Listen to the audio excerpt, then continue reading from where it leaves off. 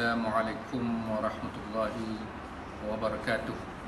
Salam sejahtera, salam Smart Camp Mumtaz, salam PDWin 2.0, salam Muafakat Sejahtera, salam ABC 2.0, Ambil Peduli, Bina Hubungan, Cipta Kejayaan, Abnagawi, dan salam Malaysia Madani. Alhamdulillah, wabihi nasta'in. Wassalatu wassalam ala Rasulil Amin, Sayyidil Mursalin wa ala alihi wa sahbihi ajma'in. Amma ba'du. Alhamdulillah, syukur pada Allah Subhanahu wa taala. Pada hari ini saya berpeluang dan berkesempatan untuk membuat resensi buku yang bertajuk Amalan Kecil Berpahala Besar. Dan buku kecil ini adalah sebuah koleksi pelbagai amalan mudah dan ringan yang dapat dilakukan dalam kehidupan seharian. Ia menjanjikan pahala yang besar, bahkan ada juga terdapat amalan yang menjadi pembuka pintu syurga. Amalan itu dipanggil sebagai amalan mudah kerana ia lebih mudah dilakukan berbanding dengan amalan lain. Ia juga dipanggil amalan ringan kerana ia mampu dilakukan dengan tidak perlu mengeluarkan belanja yang mahal dan tenaga yang berat. Buku ini diterbitkan pada tanggal 1 Julai 2013, mempunyai muka surat sejumlah 76 muka surat, kategori agama, dan penerbitnya adalah PTS Islamika Sendirian Berhad. Pengarang buku ini ialah Fahrul Muiz, yang merupakan seorang graduan ijazah sarjana pendidikan Islam dari Universitas Muhammadiyah Surakarta, Indonesia. Beliau juga merupakan editor syarikat penerbitan Aqwam Indonesia. Antara karangan ataupun tulisan ataupun karya beliau yang terkenal ialah Bahagia Saat Sakit, Nama Terindah Untuk Anakku, Agar Solat Tidak Sia-sia, dan Sedekah Tanpa Wang. Para penonton yang saya hormati sekalian, buku ini mempunyai 9 bab. 9 bab yang mana ianya membicarakan amalan-amalan kecil yang mendatangkan pahala yang besar, di samping itu juga yang boleh menghapuskan dosa-dosa. Di antaranya ialah, antara 9 bab ini ialah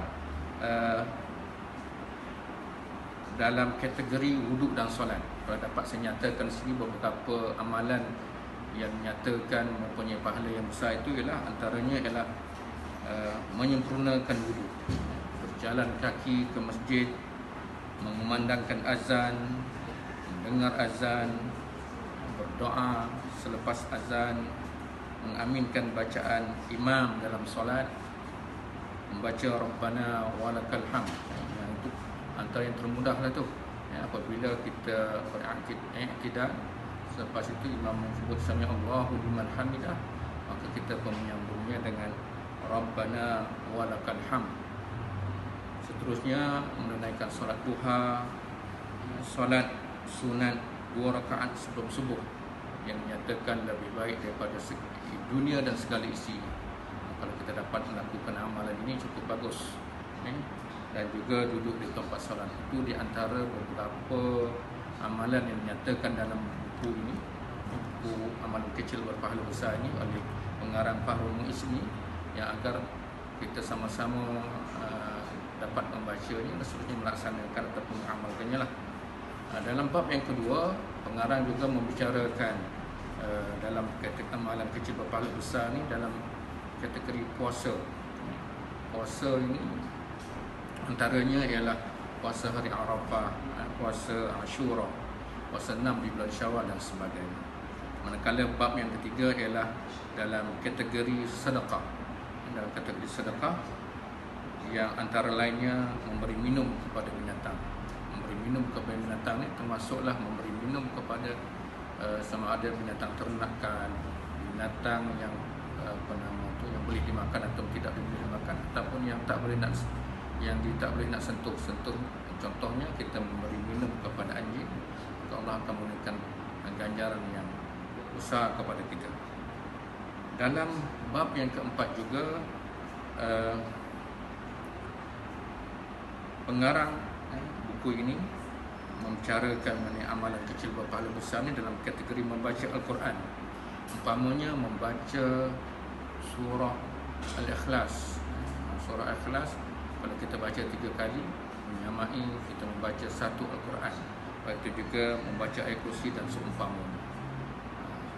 Seterusnya dalam bab yang kelima, pengarang membicarakan amalan kecil berpahala besar ini dalam zikir, termasuklah zikir yang biasa kita baca ataupun kita sebut dalam solat, tahmid, tasbih, tahlil dan sebagainya. Manakala dalam bab yang keenam, pengarang membicarakan dalam kategori doa. Umpamanya yang paling ringkasnya adalah doa kafaratul majlis yang kita baca selesainya majlis, selesainya majlis, sesuatu majlis tu, maka pengusi ke ataupun penceramah ke dan sebagainya, kata marilah sama-sama kita tutup majlis dengan bacaan tasbih kafarah dan suratul Asr. Maka apabila kita membaca tasbih kafarah itu, akan terhapuslah dosa-dosa kita sepanjang kita berada dalam majlis tersebut. Baik, seterusnya yang ketujuh, dalam bab yang ketujuh, amalan baik berpahala besar ini adalah dalam kategori hak sesama Muslim.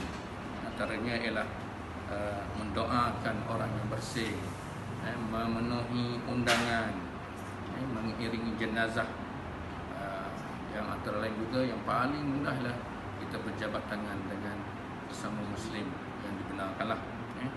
Dan seterusnya, dalam bab ke-8, amalan kecil berpahala besar ini dalam kategori muamalat sesama manusia, antara lainnya ialah membebaskan bagi pembayaran, berterima kasih kepada orang lain. Maknanya kalau kita orang memberikan khidmat kepada kita, kita mengucapkan terima kasih, juga akan diberikan pahala yang besar oleh Allah Subhanahu Wa Taala. Dan yang terakhir sekali dalam bab yang ke-9, penulis ataupun pengarang menukilkan beberapa amalan yang berpahala besar ini dalam menjaga persekitaran. Antaranya ialah membuang apa-apa gangguan di atas jalan dan seumpamanya. Inilah beberapa kategori ataupun amalan yang apabila dilakukan akan memperolehi pahala yang besar. Cuma apa yang saya nak sebutkan di sini, pengarang dalam membicarakan amalan kecil berpahala besar ini juga mengemukakan dalil sebagai menyokong amalan tersebut, sama ada dalil daripada ayat Quran maupun daripada hadis Nabi SAW. Umpamanya ayat Quran yang dinyatakan juga matan ayat Quran tersebut, dan juga surah dan ayat bagi ayat yang dinyatakan telah. Begitu juga dalam hadis Nabi SAW, pengarang juga meletakkan matan hadis, tetapi ada juga beberapa hadis yang tidak menyatakan matan dalam buku ini, tetapi menyatakan yang ianya diriwayatkan oleh sesiapa lah, seperti riwayat daripada Muslim, daripada Bukhari dan sebagainya. Walau bagaimanapun adalah sebaiknya pengarang menyatakan juga nombor hadis tersebut bagi memudahkan pembaca merujuk kepada buku-buku hadis, kitab-kitab hadis, sebagai mengukuhkan lagi pemahaman, dan dia sebagai untuk mentashihkan bahawa dalil itu adalah dalil yang benar daripada hadis Nabi SAW. Di samping itu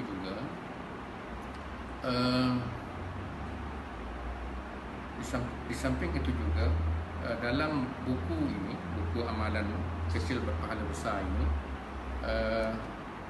pengarang hanya menyebut secara umum, ataupun tidak mengkategorikan di antara amalan yang dilakukan berpahala besar dan amalan yang dilakukan itu boleh menghapuskan dosa.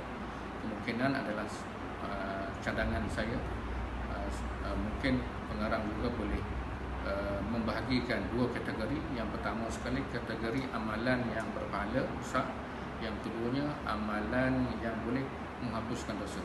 Maksud tentunya apabila kita baca, kita boleh memilih amalan mana yang kita ingin lakukan dan juga sama ada yang akan menambahkan pahala kita ataupun menghapuskan dosa kita. Saya bagi satu contoh. Saya bagi satu contoh dalam buku ini yang mana apabila kita melakukannya, kita akan diampunkan dosa ataupun dihapuskan dosa kita. Seperti mana dalam buku ini, dalam buku surat yang ke-17, iaitu amal kecil berpahala besar dalam kategori puasa. Yang dinyatakan ialah puasa hari Arafah.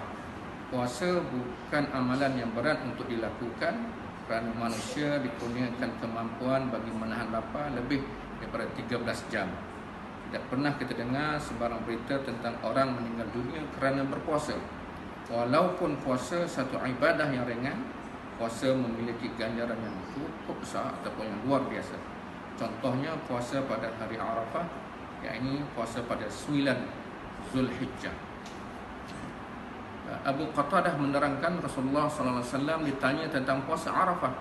Lalu baginda menjawab, menghapuskan dosa-dosa setahun yang lalu dan yang akan datang. Hadis ini hadis daripada Imam Muslim, diriwayatkan oleh Imam Muslim. Jadi beruntunglah orang yang mengamalkan ibadah puasa pada hari Arafah. Hanya dengan berpuasa satu hari dihapuskan dosa-dosa mereka selama 2 tahun, yakni dosa setahun yang lalu dan setahun akan datang. Pengampunan selama 2 tahun ini adalah kelebihan besar. Beruntunglah orang yang memiliki niat dan bersemangat bagi meraih pahala itu. Tentunya sebagai penjawab awam, tentunya yang bekerja sama ada swasta, kerjaan dan seumpamanya lah, bekerja sendiri dan sebagainya. So tentunya kita sibuk dengan kerja-kerja kita, sibuk dengan tugas-tugas kita yang mana mungkin menyebabkan kita tidak dapat melakukan amal ibadah yang cukup banyak. Oleh kerana itu, saya sarankanlah para penonton boleh membeli buku ini, amalan kecil berpahala besar ini. Buat akhirnya saya nak nyatakan juga pandangan pembaca mengenai buku inilah, yang apabila saya melayar internet terdapat juga pembaca yang mengumpulkan pandangan mereka lah.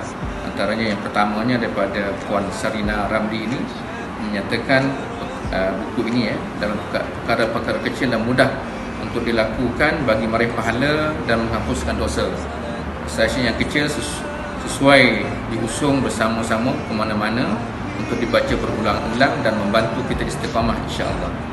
Antaranya yang keduanya lah pandangan daripada Fatini Zulkifli.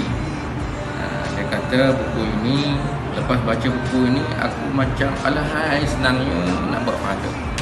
Di antaranya banyak lagi komen-komen daripada pembaca mengenai buku ini yang tuan-tuan boleh dapatkan sama ada secara e-book ataupun boleh beli di pasaran, harganya tak mahal, RM5. Justru itu marilah kita sama-sama mencari buku ini, mendapatkan buku ini untuk kita melihat, membaca apakah amalan kecil tapi berpahala besar untuk sama-sama kita lakukan insya-Allah. Itu saja yang dapat saya sampaikan berkaitan resensi buku ini. Qul qali hadza wa astaghfirullahi wa lakum. Assalamualaikum warahmatullahi wabarakatuh.